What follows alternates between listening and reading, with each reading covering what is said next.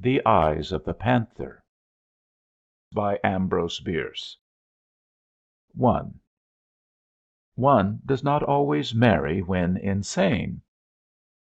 A man and a woman nature had done the grouping sat on a rustic seat in the late afternoon. The man was middle aged, slender, swarthy, with the expression of a poet and the complexion of a pirate, a man at whom one would look again. The woman was young, blond, graceful, with something in her figure and movements suggesting the word lithe. She was habited in a gray gown, with odd brown markings in the texture. She may have been beautiful; one could not readily say, for her eyes denied attention to all else. They were gray green, long and narrow, with an expression defying analysis. One could only know that they were disquieting. Cleopatra may have had such eyes. The man and the woman talked. "Yes," said the woman, "I love you, God knows. But marry you no, I cannot, will not." "Irene, you have said that many times, yet always have denied me a reason. I've a right to know, to understand, to feel and prove my fortitude if I have it. Give me a reason." "For loving you?" The woman was smiling through her tears and her pallor. That did not stir any sense of humor in the man. "No, there is no reason for that. A reason for not marrying me. I've a right to know. I must know. I will know." He had risen and was standing before her with clenched hands, on his face a frown, it might have been called a scowl. He looked as if he might attempt to learn by strangling her. She smiled no more, merely sat looking up into his face with a fixed, set regard that was utterly without emotion or sentiment. Yet it had something in it that tamed his resentment and made him shiver. "You are determined to have my reason?" she asked in a tone that was entirely mechanical, a tone that might have been her look made audible. "If you please, if I'm not asking too much." Apparently this lord of creation was yielding some part of his dominion over his co-creature. "Very well, you shall know. I am insane." The man started, then looked incredulous and was conscious that he ought to be amused; but again the sense of humor failed him in his need, and despite his disbelief he was profoundly disturbed by that which he did not believe. Between our convictions and our feelings there is no good understanding. "That is what the physicians would say," the woman continued, "if they knew. I might myself prefer to call it a case of possession. Sit down and hear what I have to say." The man silently resumed his seat beside her on the rustic bench by the wayside. Over against them, on the eastern side of the valley, the hills were already sunset flushed, and the stillness all about was of that peculiar quality that foretells the twilight.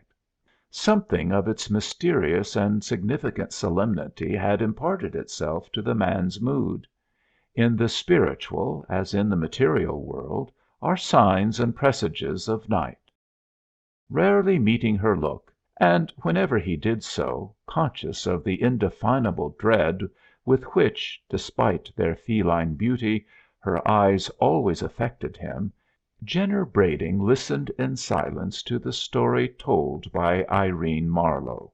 In deference to the reader's possible prejudice against the artless method of an unpractised historian, the author ventures to substitute his own version for hers.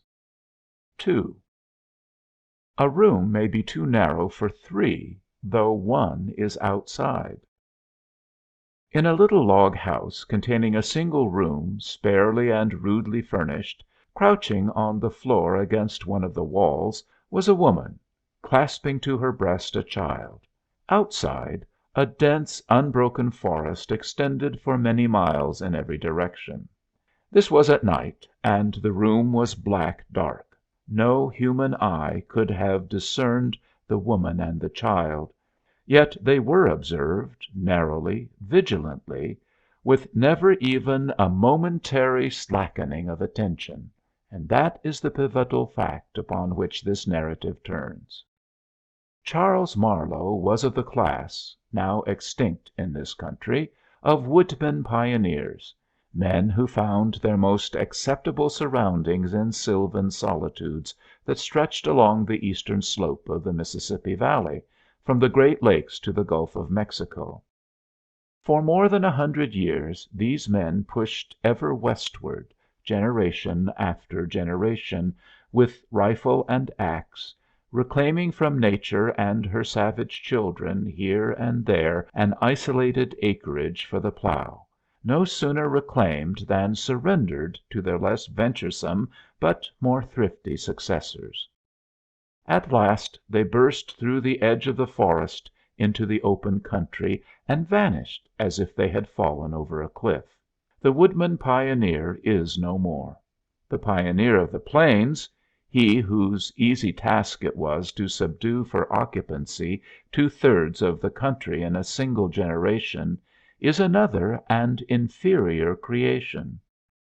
With Charles Marlowe in the wilderness, sharing the dangers, hardships, and privations of that strange, unprofitable life, were his wife and child, to whom, in the manner of his class, in which the domestic virtues were a religion, he was passionately attached. The woman was still young enough to be comely, new enough to the awful isolation of her lot to be cheerful. By withholding the large capacity for happiness which the simple satisfactions of the forest life could not have filled, Heaven had dealt honorably with her. In her light household tasks, her child, her husband, and her few foolish books, she found abundant provision for her needs. One morning in midsummer Marlowe took down his rifle from the wooden hooks on the wall and signified his intention of getting game. "We've meat enough," said the wife. "Please don't go out to day. I dreamed last night, oh, such a dreadful thing! I cannot recollect it, but I'm almost sure that it will come to pass if you go out." It is painful to confess that Marlowe received this solemn statement with less of gravity than was due to the mysterious nature of the calamity foreshadowed. In truth, he laughed. "Try to remember," he said. "Maybe you dreamed that baby had lost the power of speech." The conjecture was obviously suggested by the fact that baby, clinging to the fringe of his hunting coat with all her 10 pudgy thumbs, was at that moment uttering her sense of the situation in a series of exultant goo-goos, inspired by sight of her father's raccoon skin cap. The woman yielded. Lacking the gift of humor, she could not hold out against his kindly badinage. So, with a kiss for the mother and a kiss for the child, he left the house and closed the door upon his happiness forever. At nightfall he had not returned. The woman prepared supper and waited. Then she put baby to bed and sang softly to her until she slept. By this time the fire on the hearth, at which she had cooked supper, had burned out and the room was lighted by a single candle. This she afterward placed in the open window as a sign and welcome to the hunter if he should approach from that side. She had thoughtfully closed and barred the door against such wild animals as might prefer it to an open window. Of the habits of beasts of prey in entering a house uninvited she was not advised, though with true female prevision she may have considered the possibility of their entrance by way of the chimney. As the night wore on she became not less anxious, but more drowsy, and at last rested her arms upon the bed by the child, and her head upon the arms. The candle in the window burned down to the socket, sputtered and flared a moment, and went out unobserved, for the woman slept and dreamed. In her dreams she sat beside the cradle of a second child. The first one was dead. The father was dead. The home in the forest was lost, and the dwelling in which she lived was unfamiliar. There were heavy oaken doors, always closed, and outside the windows, fastened into the thick stone walls, were iron bars, obviously, so she thought, a provision against Indians. All this she noted with an infinite self pity, but without surprise, an emotion unknown in dreams. The child in the cradle was invisible under its coverlet, which something impelled her to remove. She did so, disclosing the face of a wild animal. In the shock of this dreadful revelation the dreamer awoke, trembling in the darkness of her cabin in the wood. As a sense of her actual surroundings came slowly back to her, she felt for the child that was not a dream, and assured herself by its breathing that all was well with it; nor could she forbear to pass a hand lightly across its face. Then, moved by some impulse for which she probably could not have accounted, she rose and took the sleeping babe in her arms, holding it close against her breast. The head of the child's cot was against the wall, to which the woman now turned her back as she stood. Lifting her eyes, she saw two bright objects starring the darkness with a reddish green glow. She took them to be two coals on the hearth, but with her returning sense of direction came the disquieting consciousness that they were not in that quarter of the room, moreover were too high, being nearly at the level of the eyes of her own eyes, for these were the eyes of a panther. The beast was at the open window, directly opposite, and not 5 paces away. Nothing but those terrible eyes was visible, but in the dreadful tumult of her feelings, as the situation disclosed itself to her understanding, she somehow knew that the animal was standing on its hinder feet, supporting itself with its paws on the window ledge. That signified a malign interest, not the mere gratification of an indolent curiosity. The consciousness of the attitude was an added horror, accentuating the menace of those awful eyes, in whose steadfast fire her strength and courage were alike consumed. Under their silent questioning she shuddered and turned sick. Her knees failed her, and by degrees, instinctively striving to avoid a sudden movement that might bring the beast upon her, she sank to the floor, crouched against the wall, and tried to shield the babe with her trembling body without withdrawing her gaze from the luminous orbs that were killing her. No thought of her husband came to her in her agony, no hope nor suggestion of rescue or escape. Her capacity for thought and feeling had narrowed to the dimensions of a single emotion, fear of the animal's spring, of the impact of its body, the buffeting of its great arms, the feel of its teeth in her throat, the mangling of her babe. Motionless now and in absolute silence she awaited her doom, the moments growing to hours, to years, to ages, and still those devilish eyes maintained their watch. Returning to his cabin late at night, with a deer on his shoulders, Charles Marlowe tried the door. It did not yield. He knocked. There was no answer. He laid down his deer and went round to the window.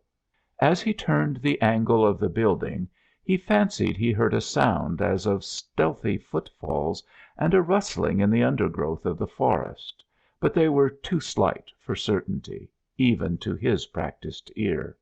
Approaching the window, and to his surprise finding it open, he threw his leg over the sill and entered.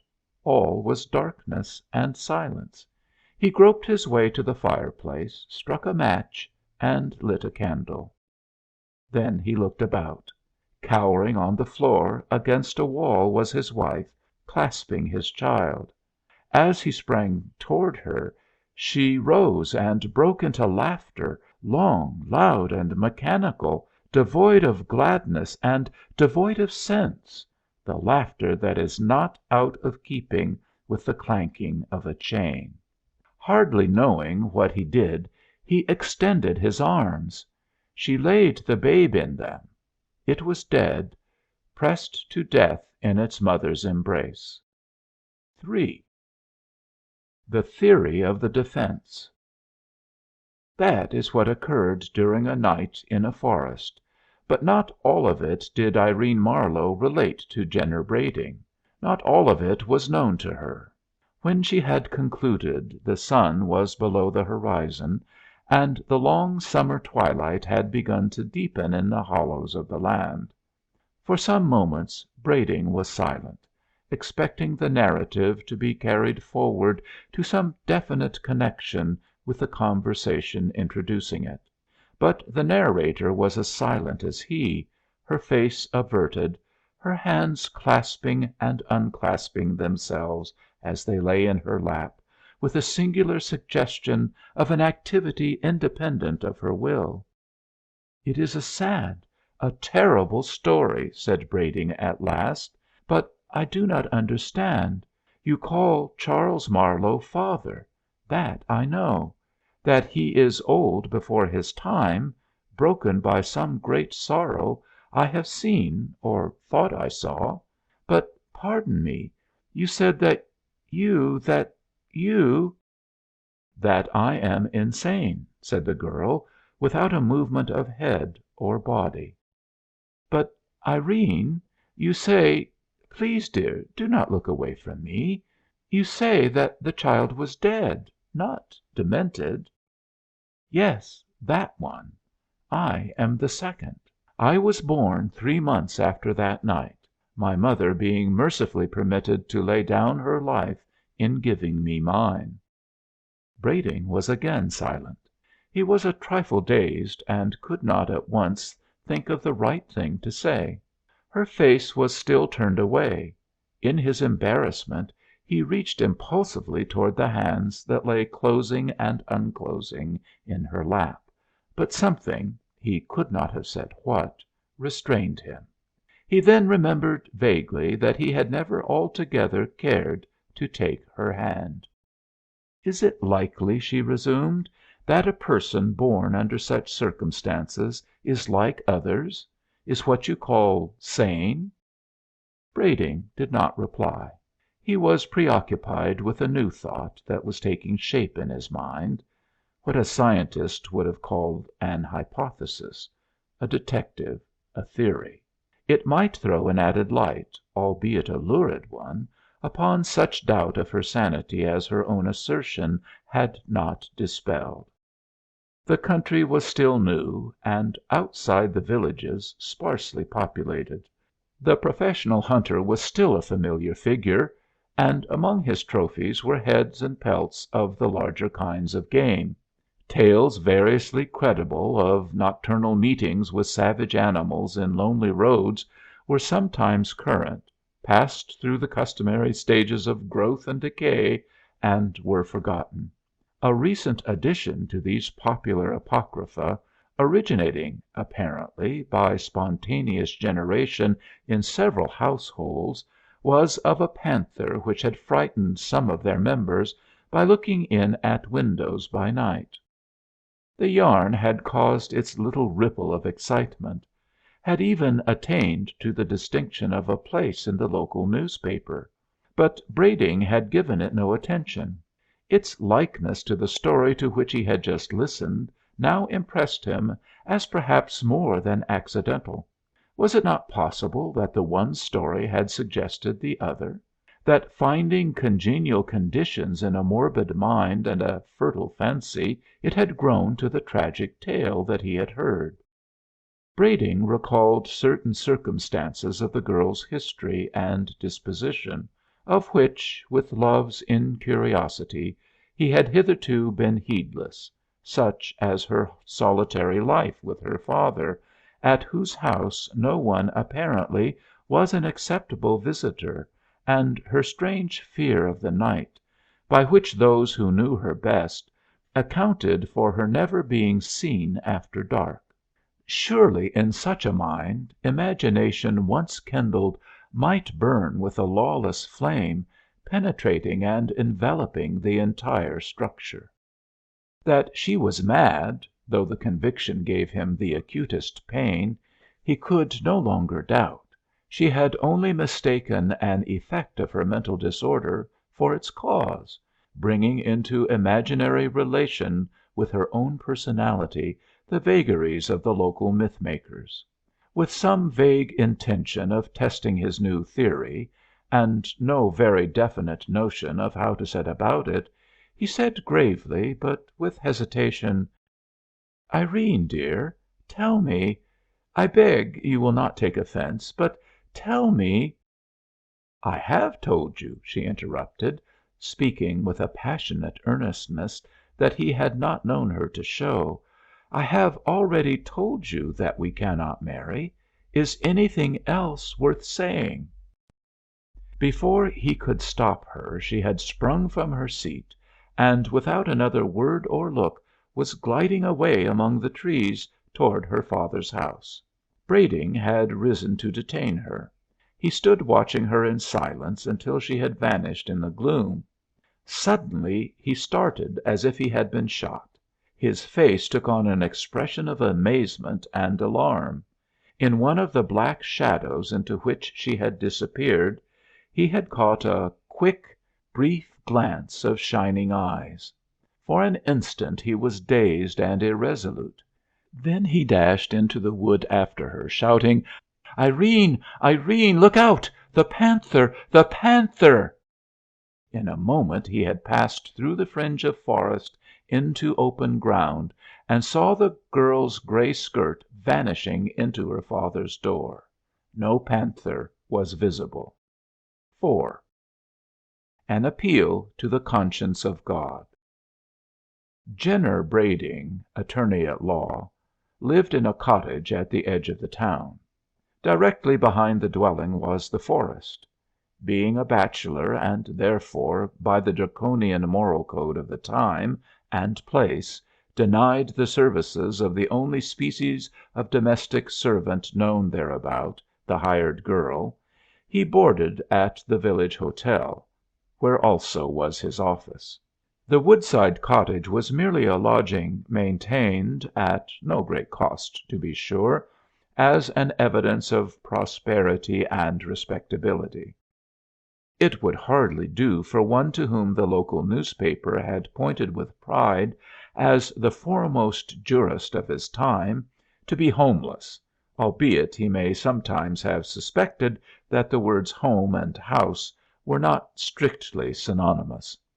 Indeed, his consciousness of the disparity and his will to harmonize it were matters of logical inference, for it was generally reported that soon after the cottage was built its owner had made a futile venture in the direction of marriage, had, in truth, gone so far as to be rejected by the beautiful but eccentric daughter of old man Marlowe, the recluse.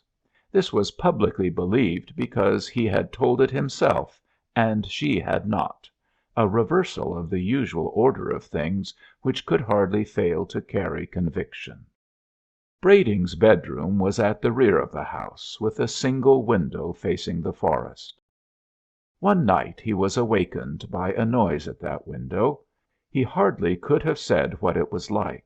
With a little thrill of the nerves he sat up in bed and laid hold of the revolver which, with a forethought most commendable in one addicted to the habit of sleeping on the ground floor with an open window, he had put under his pillow. The room was in absolute darkness, but being unterrified he knew where to direct his eyes, and there he held them, awaiting in silence what further might occur. He could now dimly discern the aperture, a square of lighter black. Presently there appeared at its lower edge, two gleaming eyes that burned with a malignant luster inexpressibly terrible. Brading's heart gave a great leap, then seemed to stand still. A chill passed through his spine and through his hair. He felt the blood forsake his cheeks. He could not have cried out, not to save his life. But being a man of courage, he would not, to save his life, had done so if he had been able. Some trepidation his coward body might feel, but his spirit was of sterner stuff. Slowly the shining eyes rose with a steady motion that seemed an approach, and slowly rose Brading's right hand, holding the pistol. He fired. Blinded by the flash and stunned by the report, Brading nevertheless heard, or fancied that he heard, the wild, high scream of the panther, so human in sound, so devilish in suggestion. Leaping from the bed, he hastily clothed himself, and, pistol in hand, sprang from the door, meeting two or three men who came running up from the road. A brief explanation was followed by a cautious search of the house. The grass was wet with dew. Beneath the window it had been trodden and partly leveled for a wide space, from which a devious trail, visible in the light of a lantern, led away into the bushes. One of the men stumbled and fell upon his hands, which as he rose and rubbed them together were slippery. On examination they were seen to be red with blood. An encounter unarmed with a wounded panther was not agreeable to their taste. All but Brading turned back. He, with lantern and pistol, pushed courageously forward into the wood. Passing through a difficult undergrowth, he came into a small opening, and there his courage had its reward, for there he found the body of his victim. But it was no panther. What it was is told, even to this day, upon a weather-worn headstone in the village churchyard, and for many years was attested daily at the graveside by the bent figure and sorrow-seamed face of old man Marlowe, to whose soul and to the soul of his strange, unhappy child, peace. Peace and reparation. If you liked the video, put a like, subscribe to the channel and click on the bell to not miss our new videos.